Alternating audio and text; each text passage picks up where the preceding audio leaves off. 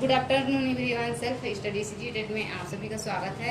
अगर आप वीडियो में नए हैं तो चैनल को सब्सक्राइब जरूर कर लें और बेल आइकन को प्रेस कर लें, जिससे हमारे नए वीडियो का नोटिफिकेशन मिलता है और आपको सीजीटेट का तैयारी करने में आसानी होगी।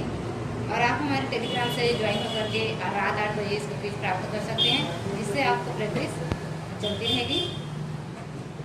तो चलिए आज का वीडियो स्टार्ट करते हैं। यह जो क्वेश्चन पेपर है सीजीटेट 2011 का है, जो कक्षा 6 से 8 के लिए है।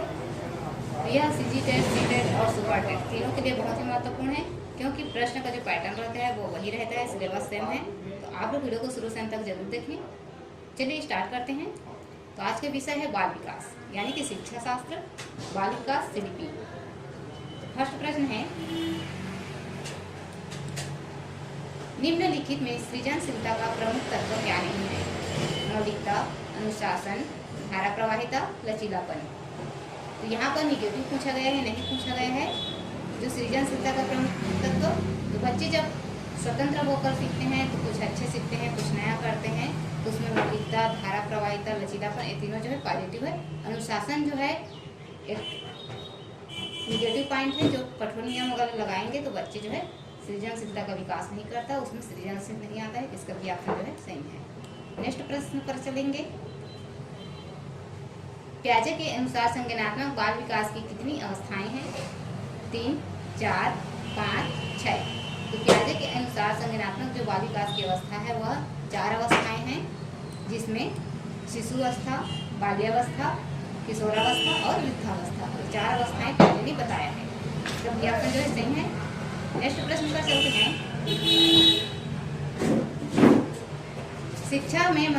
शिक्षा मनुष्य में अंतर्निहित क्षमता का परिपूर्णता में विकास करते हैं।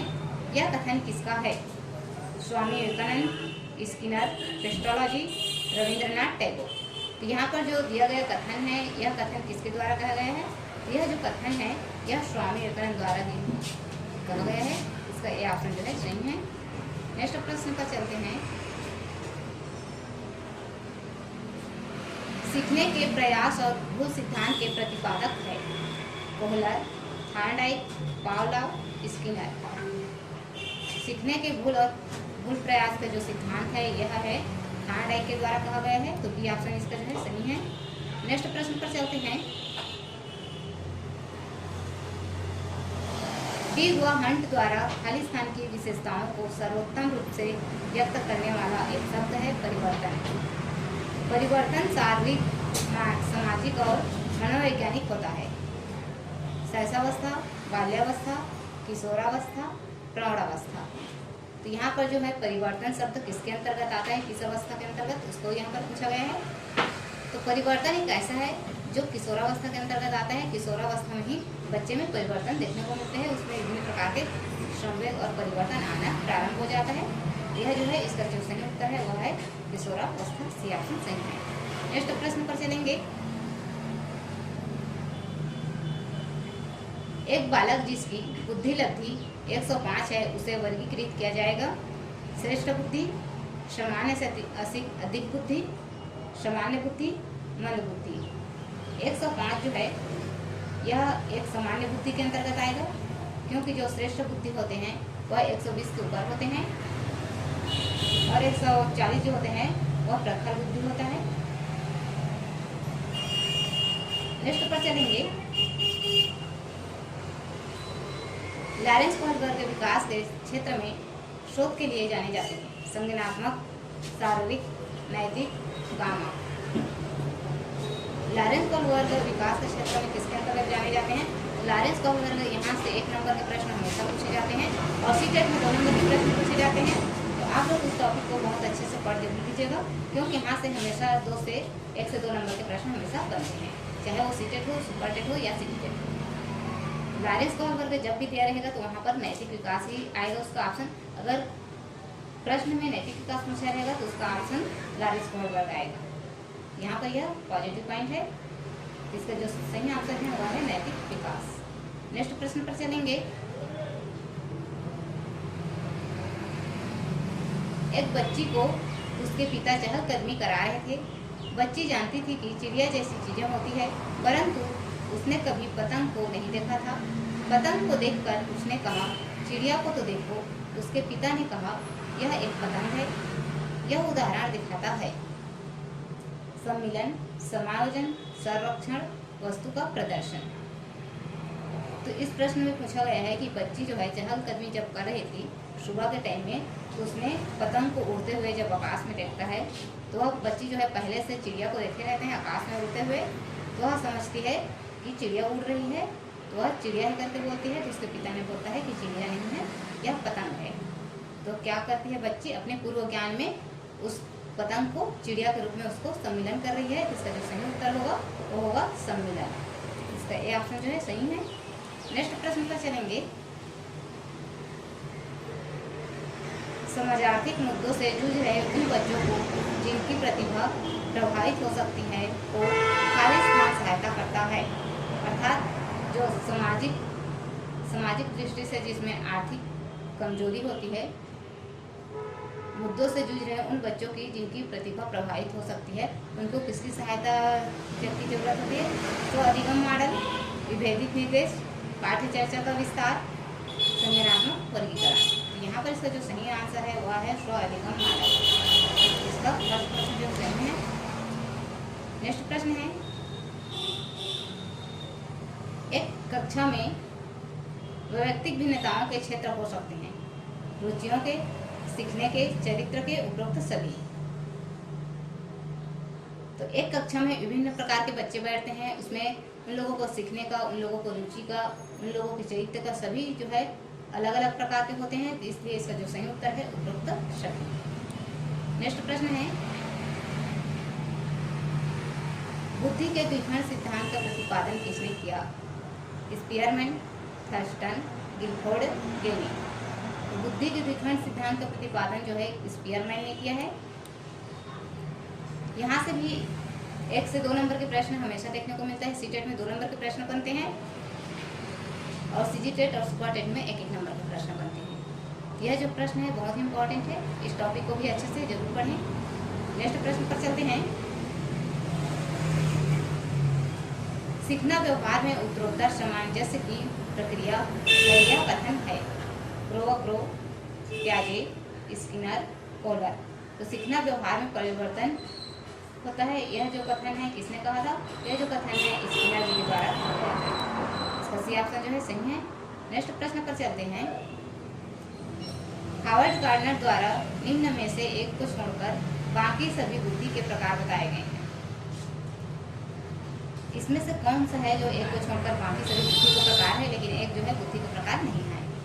भाषा, सृजनात्मकता, अंतर्वैयक्तिक कौशल, अंतःवैयक्तिक कौशल। तो यहाँ पर बुद्धि से 2 नंबर के प्रश्न पूछे जाते हैं, जो एक ऊपर में था और एक यहाँ पर है।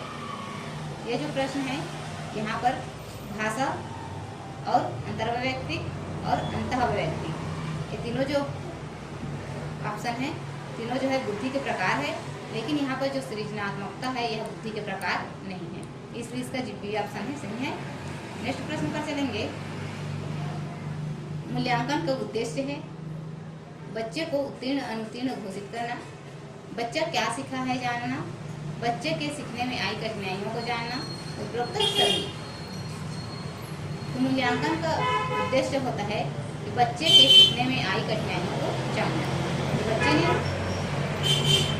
कैसे सीखा, उसको सीखने में कहाँ पर कठिनाइयाँ आ रही है, उसकी कठिनाइयों को जांच करके उसको आगे कैसे शिक्षा देना है, इसके बारे में यहाँ पता लगाया जाता है मूल्यांकन में। इसका उद्देश्य यही है, सी ऑप्शन। नेक्स्ट प्रश्न पर चलते हैं। नेक्स्ट प्रश्न है, संकेत अधिगम के निम्नलिखित सीखा जाता है। संकेत अधिगम के अंतर्गत निम्नलिखित सीखा जाता है। मनोविज्ञान, पारस्परिक अनुकूलन, वातावरण, मनोदैहिक। तो यहाँ पर जो सही उत्तर होगा संकेत अधिगम के अंतर्गत पारस्परिक अनुकूलन सीखा जाता है, इसका जो है ये ऑप्शन सही है। नेक्स्ट प्रश्न है,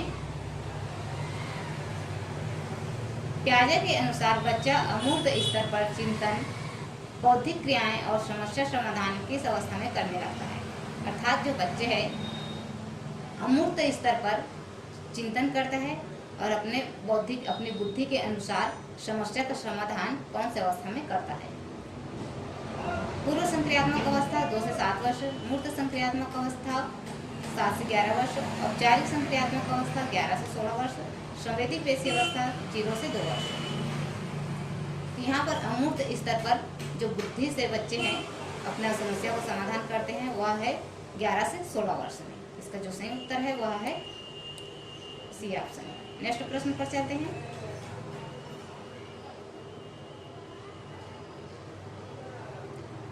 कौन सा सीखना स्थायी होता है? रटकर, सुनकर, समझकर, देखकर। तो स्थायी जो सीखना जो है, कुछ भी सीखते हैं वह स्थायी कब रहता है?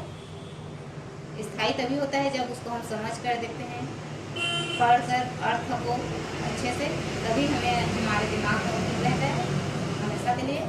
तो इसका सही उत्तर जो होगा वो होगा समझकर। सी ऑप्शन सही है। नेक्स्ट प्रश्न पर चलेंगे। एक 13 वर्षीय बालक बात में अपने बड़ों से झगड़ा करने लगता है और हमेशा स्वयं को सही साबित करने की कोशिश करता है। वह विकास की किस अवस्था में है? प्रारंभिक बाल्यावस्था, किशोरावस्था, युवावस्था, बाल्यावस्था।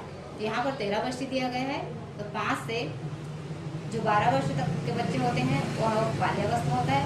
लेकिन जब 12 से इधर 13 वर्ष से इधर जितना 18-19 तक जो चलता है वह किशोरावस्था होता है। इसका जो सही उत्तर है वह है किशोरावस्था। बी ऑप्शन सही है। नेक्स्ट प्रश्न पर चलेंगे। निम्नलिखित में से क्या बच्चों के सृजनात्मकता के विकास में सहायक नहीं है? खेल, भाषण, कहानी लेखन, निर्माण संबंधी क्रियाएं।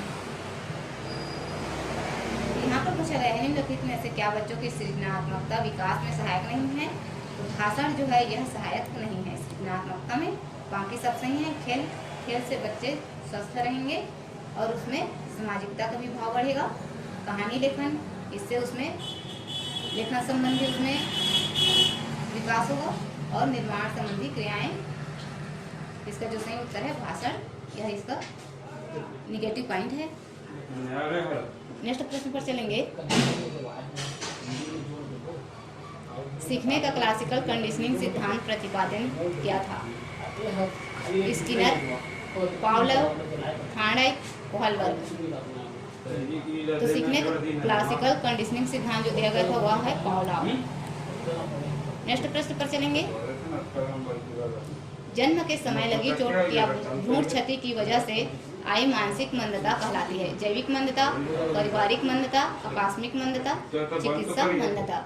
यहाँ पर भ्रूण क्षति पूछा गया है तो यह है जैविक मंदता। तो यहाँ पर फर्स्ट ऑप्शन जो है सही है। नेक्स्ट प्रश्न पर चलेंगे। निम्न में से कौन सा विशिष्ट अधिगम विकलांगता का उदाहरण है? मानसिक मंदता, dyslexia, attention deficit hyper disorder, और डी है ऑटिज्म। यहाँ पर अधिगम विकलांगता पूछा गया है, विशिष्ट अधिगम विकलांगता, यह है डिसलेक्सिया। यहाँ से विकलांगता से या विकार से 1 से 2 नंबर के प्रश्न हमेशा देखने को मिलते हैं, चाहे वो सी टेट हो, सुपर टेट हो या सी टेट हो। 1 नंबर के प्रश्न हमेशा मिलेंगे। डिस्ग्राफिया, डिस्कैलकुलिया और डिसलेक्सिया, ये 3 जो विकार है, ये तीनों विकार से 1 नंबर के प्रश्न हमेशा आपको सभी सब्जेक्ट में देखने को मिलेंगे। तो आपके शुद्ध नंबर है 5। वीडियो को पूरा देखने के लिए धन्यवाद। और अगर आप इसकी क्विज प्रैक्टिस करना चाहते हैं तो आप नीचे डिस्क्रिप्शन बॉक्स में हमारे टेलीग्राम का लिंक दिया गया है, उससे आप ज्वाइन होकर के टेलीग्राम में रात 8 बजे इसकी क्विज प्रैक्टिस कर सकते हैं, जिससे आपकी परीक्षा दिलाने में आसानी होगी। आपकी प्रैक्टिस करने से आपके जो CBT एग्ज़ाम होगा उसमें आपको आसानी होगा एग्ज़ाम दिलाने में। तो आप लोग टेलीग्राम ज्वाइन जरूर करें इसकी क्विज प्रैक्टिस के लिए। और यहाँ पर आप उसके पहले आप यहाँ पर क्वेश्चन को देखें, इससे आपके जो है जितना प्रीवियस ईयर क्वेश्चन है वो सभी याद हो जाएंगे और क्विज प्रैक्टिस करेंगे, उसमें अच्छे से क्विज का प्रैक्टिस भी हो जाएगा, जिससे आपको एग्ज़ाम दिलाने में आसानी होगी। तो वीडियो को पूरा देखने के लिए आप सभी को धन्यवाद। अगर वीडियो अच्छे लगे हैं तो चैनल को सब्सक्राइब जरूर करें और बेल आइकन को प्रेस कर लें, जिससे इसका नोटिफिकेशन मिलता है आप लोगों को।